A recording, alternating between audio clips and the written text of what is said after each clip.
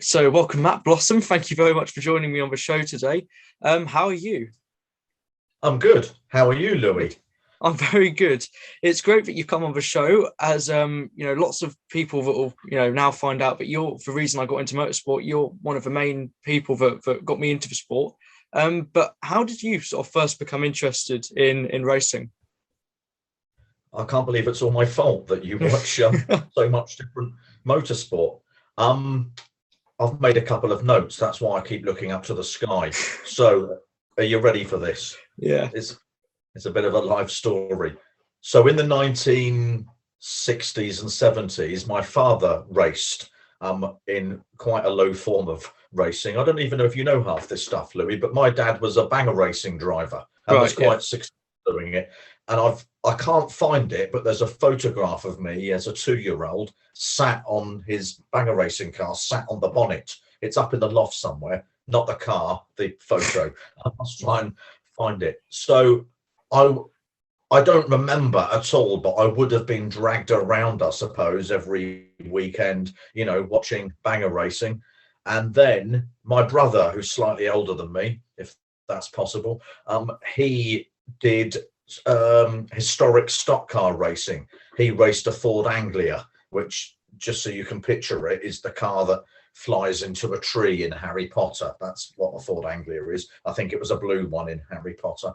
And my brother was reasonably successful doing that, and he's only stopped doing it a few years ago because of his health and stuff, and it starts to hurt after a while.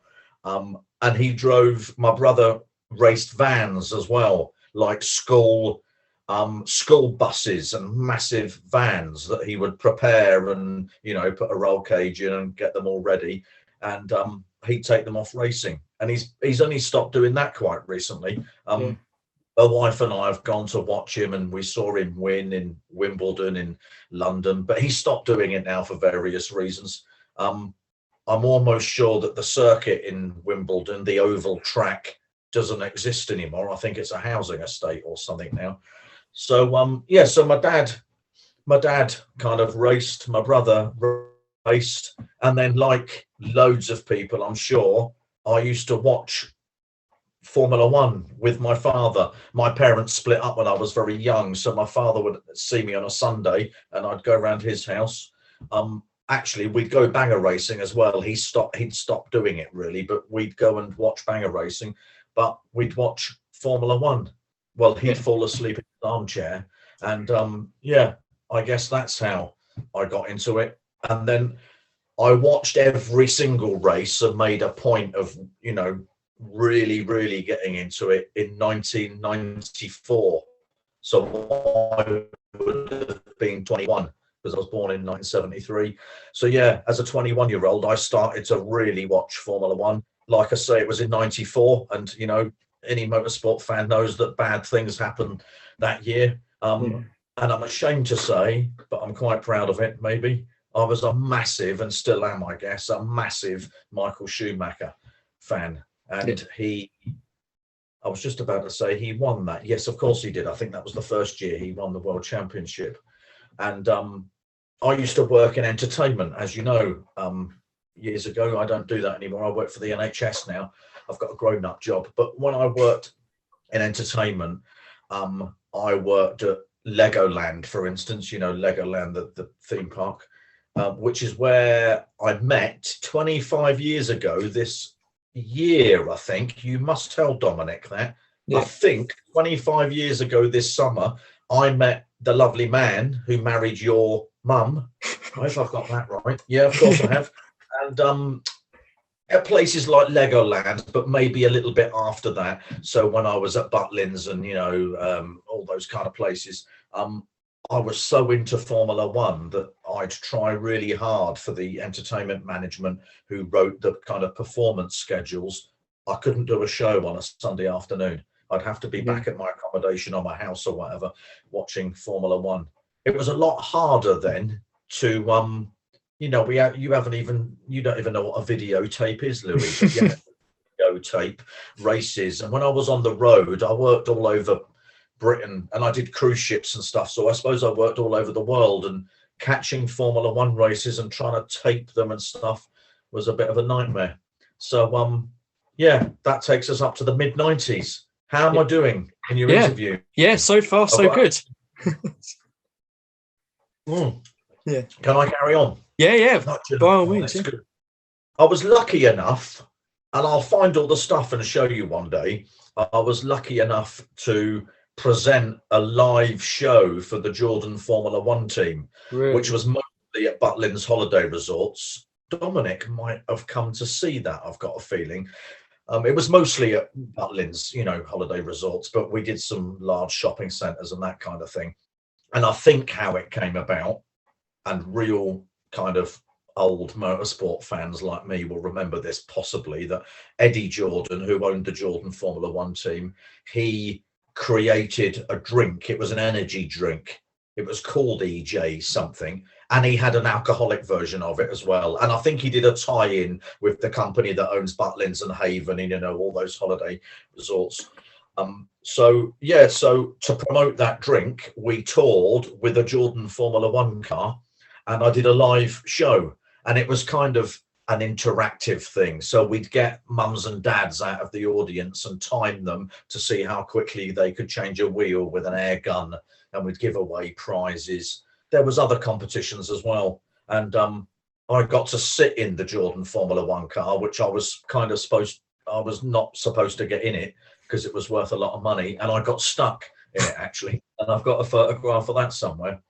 And my wife's not here tonight. I'm in the house on my own, but my little boy, my little 4-year-old, he's asleep, and I don't want to disturb him. But on the wall, mounted on the wall, they're in his room at the moment, I was given a bright yellow barge board, like the side of a Jordan Formula One car. You've seen them, I think, Louis. Yeah, I think and, so. Wishbone, a carbon fiber wishbone, the thing that holds the wheel on. They're kind of mounted next door on the wall. And I've got my Jordan clothing, like my tobacco branded, they were Benson Hedges and yellow shirts. I've got all that stuff up in the loft. So I've got happy memories of doing that. And then another thing I wanted to mention was, before I let you ask any more questions, was about 20 years ago, with a friend of mine who I've kind of lost contact with, we were in Canada visiting some people I'd been in a stunt show with, actually, over here in Britain. So we were over there visiting the stunt guys, and we came across a karting track, a new kart, obviously. Well, let me tell you, for anyone who's ever done it or hasn't done it, maybe, don't laugh, I've never told you this, I was really sick. My mate who I was with didn't do it. He watched me do it. He was quite a big chap and just didn't feel comfortable getting in a car. I was really sick because I was going, what I would say, flat out, trying to keep up with everyone else trying it. Well, you know what it's like. I don't know whether you've ever had it. My arms really, really hurt from steering it. And I was physically really sick. I mean, which for me isn't a massive surprise. When I don't go on fairground rides, and when my wife and I went to Disney, we watched all the performances and stuff, but we didn't go on any rides because I get motion sickness, in cars. That's why I'm not the next Michael Schumacher, because I get sick. Anyway, I'm waffling on, checking my list up there to see whether I've covered my love story. I don't know what you want to ask me next. Well, no, it's interesting. Yeah, you enjoy it. It's interesting, actually, you mentioned with the karting, because I've never sort of become unwell because of it, but you do get really tired. Last year I did a 6-hour endurance race, and although we only did sort of an hour and a half in the kart each time, you do get really tired. And I think the whole sport is quite consuming, really, how much you do follow it. And you're obviously saying earlier how much you had to follow it back then. How would you say it's changed over the years? Because I think recently when I caught up with you guys over Christmas, you said you didn't really follow the F1 these days. I'll tell you what happened. I don't know whether you'll remember, but people watching this will remember that there was a particular year, and I can't remember what year it was, where Sky began in our country to show Formula One. Yeah. And I got a bit fed up because I was under the impression there was always an agreement. It might have been something to do with the Concord Agreement, or I'm not quite sure. And this goes back to the days of Bernie. But I always thought that the deal was, in Britain, we would always watch Formula One, free to air. You wouldn't. They said, well, you can still watch it on regular television, but you couldn't really, because it was only highlights on, Also, the same guy, another German whose name I won't mention, was winning at this exact time I'm talking about. He was winning kind of everything, and I just lost interest in it. Which, for people who knew me, like my wife, and if you saw the amount of Formula One memorabilia I've got and how massively I was into it, I drove from here, from the south of England, I drove to the Nürburgring in my car to watch the European Grand Prix in '99, I think. And, I went to Silverstone and, talking of Silverstone, I must mention this. Yeah. A part of that Jordan Formula One thing we did to learn all about the team, because as the presenter of a live show, I was supposed to be really knowledgeable. We went to the Jordan factory. I don't think I've ever told you this, Really? which was, and it's probably still a Formula One factory, but you know how someone buys the team and then another. It's my memory from it, because this was a while ago. It was at the entrance to Silverstone, because we got driven around Silverstone. And while I was in the factory, we were allowed to look at them building the cars and stuff. I walked past Eddie Jordan's office. It was like, an oak door, I remember, with his name on the door. Obviously, I didn't go in, but I wanted to mention that I actually went in the Jordan factory and saw them building the car. But anyway, going back to, Sky took over, showing Formula One. And I certainly wasn't going to get Sky just to watch it. I was a bit kind of fed up about the whole thing. And really, really accidentally heard about touring cars and immediately realised that back then, and I'm talking quite a few years, just to go and watch a Formula One race at Silverstone, just to walk through the gate and sit on a grassy bank was, I don't know, 150 quid. Yeah. And then I discovered touring cars where it's gone up a little bit now, but for 25 quid, you could go in.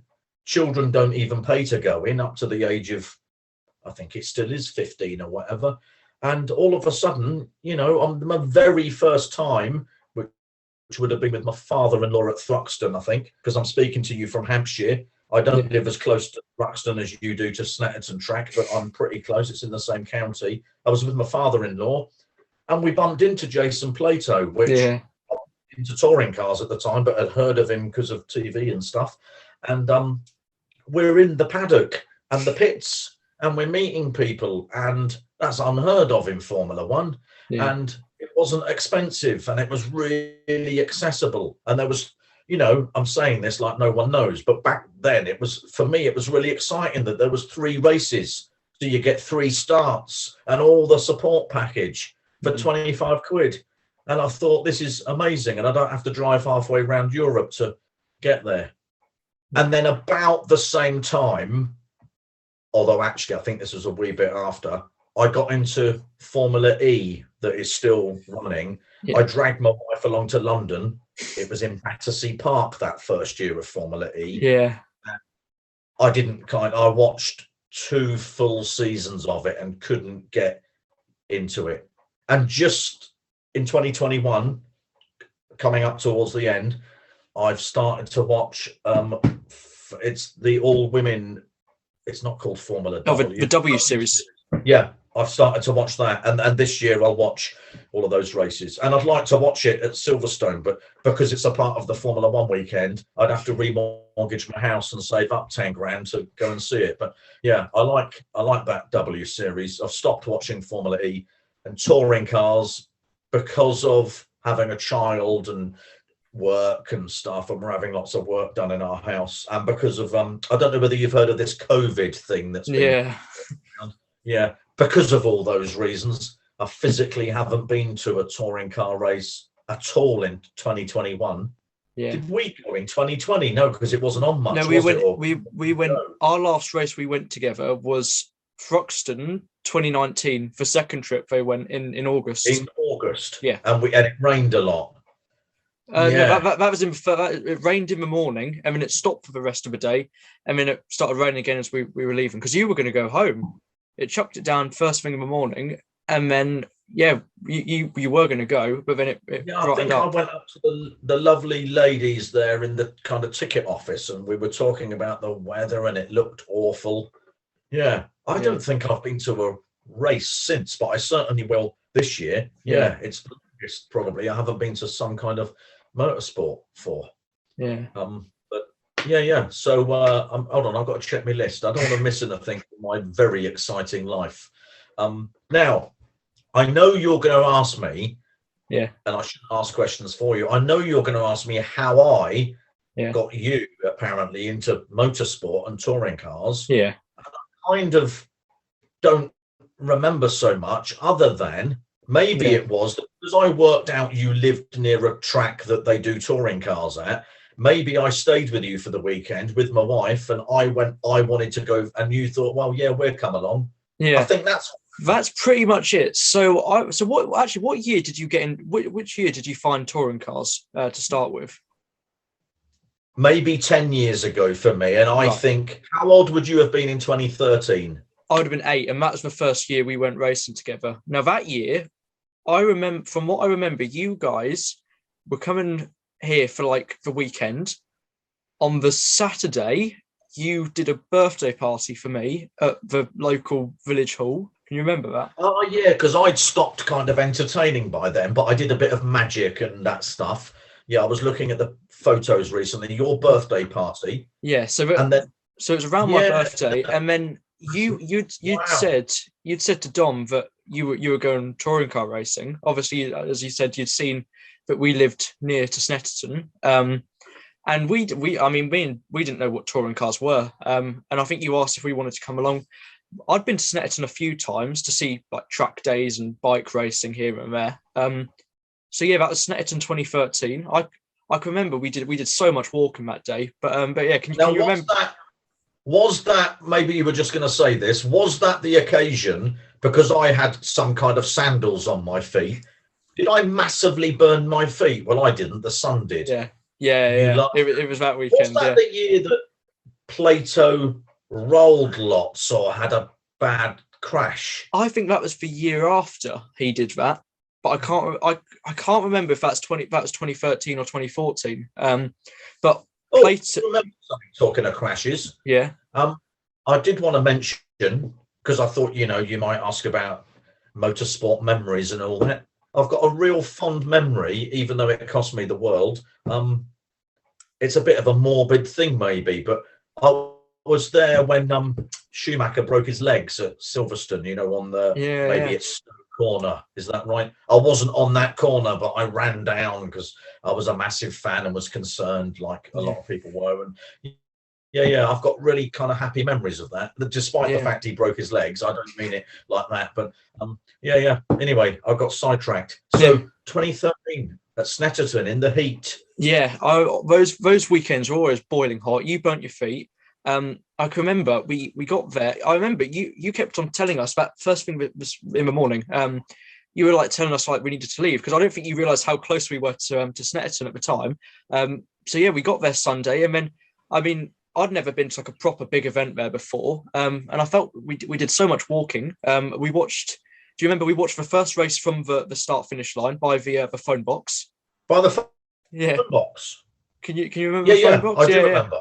That red phone box is still there, and I've got a photograph of you next to yeah, it. yeah. Wow, seems like yesterday. I don't know how Honestly, it seems to you. I mean, because I'm an old man. I'm 48 now, but you're still young. Do you yeah, remember it well?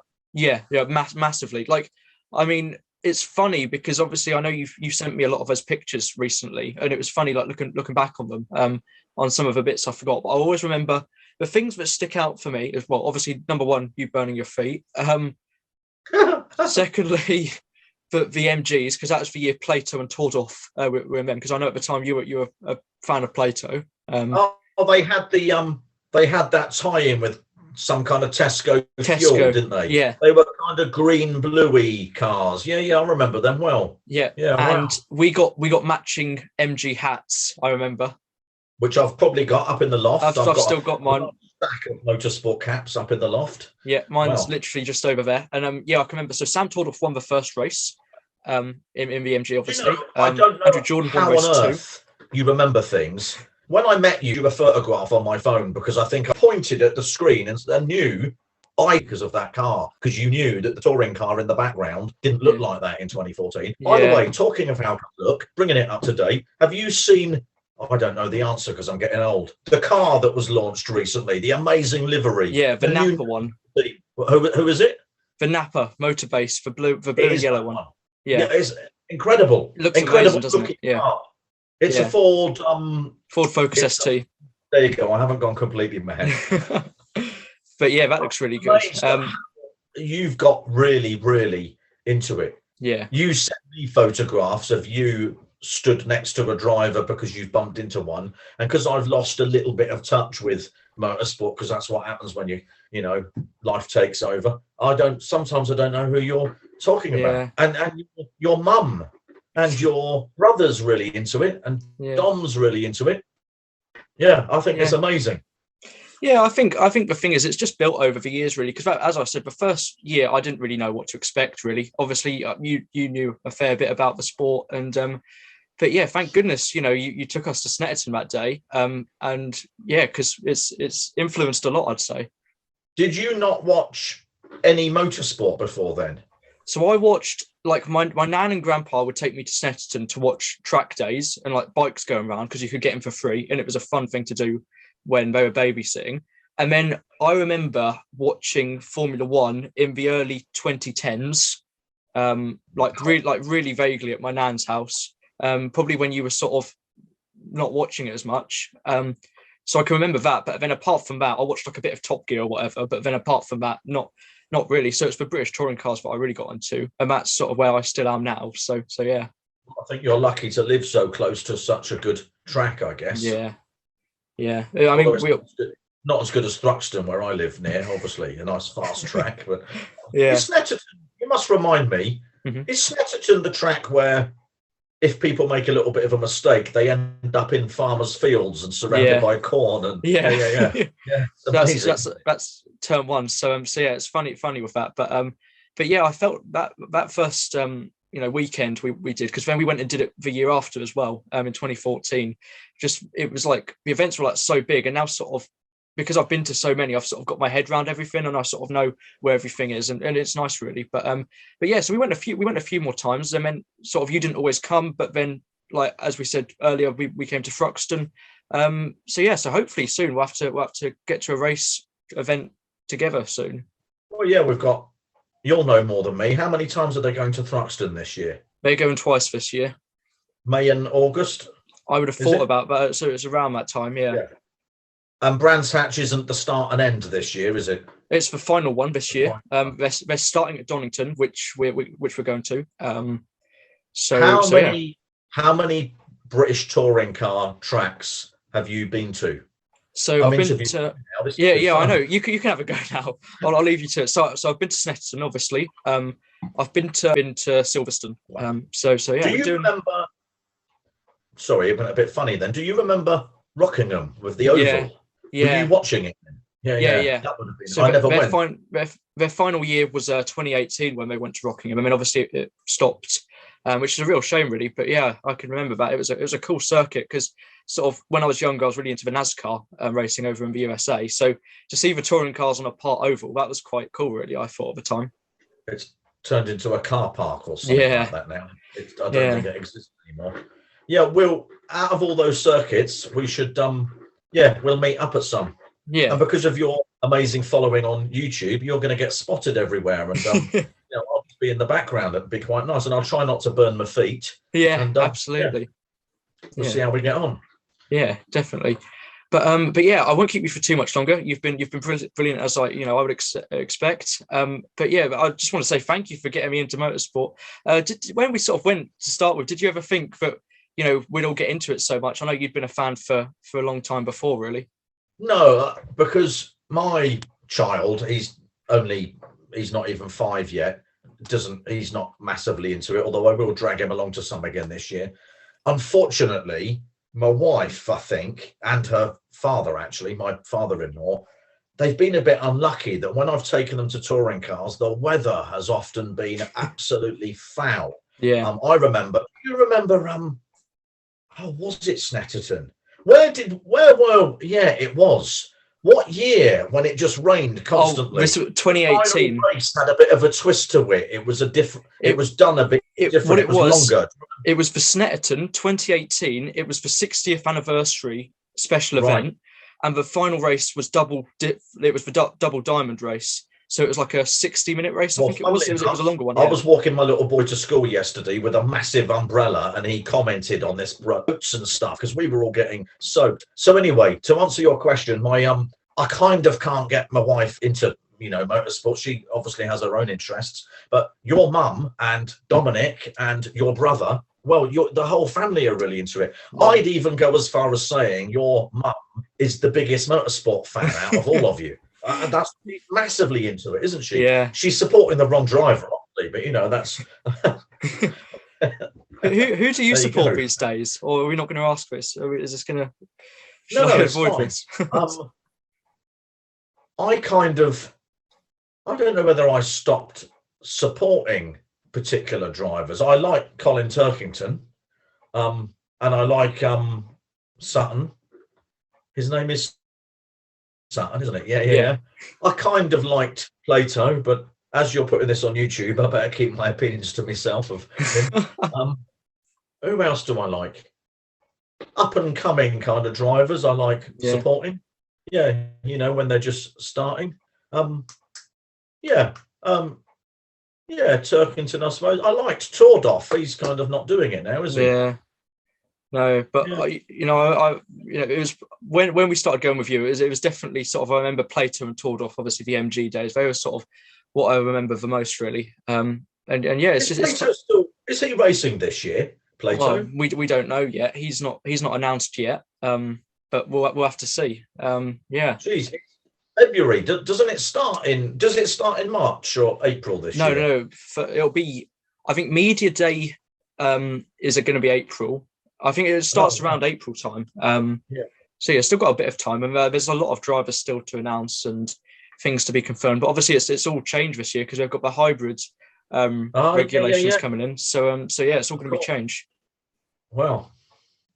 Right, I better go and pour myself another gin and tonic. Yeah, absolutely. Well, thank you for coming on the show for a chat. It's been great to catch up and sort of look back on how you've got us all into motorsport. With not only just touring cars, but obviously F1 as well, and obviously that's one of the big reasons I've started karting as well. It's taken over. I'm going to come and watch you kart this year. That's definitely what I'm going to do. I'll be cheering you on from the sidelines. Oh yeah, that'd be great. Of course, if you ever want to have another go, after. Oh, I don't want to get sick again. No. All right, Ben. Well, as I say, thank you very much for coming on the show, and thank you for your continued support with my YouTube. No worries. I'll speak to you soon. Absolutely. Thank you.